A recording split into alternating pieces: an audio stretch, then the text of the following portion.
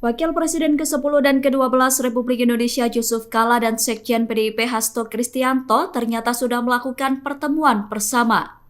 Pertemuan JK dan Hasto itu diungkap oleh Ko-Kapten Timnas Anies Muhaimin Sudirman Said pada Sabtu 9 Maret. Sudirman Said mengatakan salah satu pertemuan kedua tokoh politik itu juga terjadi saat menghadiri forum diskusi yang digelar FISIP UI. Dalam kesempatan itu, baik JK maupun Hasto bertindak sebagai narasumber dan pembicara.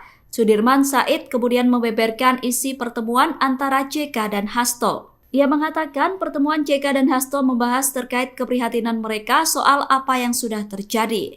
Mereka membahas tentang rencana untuk mengklarifikasi segala hal yang terjadi dalam pemilu 2024. Menurut Sudirman, klarifikasi terkait pemilu diperlukan agar siapapun pemimpin negara yang dilantik tidak akan memiliki beban politik. Salah satu bentuk klarifikasi adalah melalui hak angket di DPR. Download Tribun X sekarang, menghadirkan lokal menjadi Indonesia.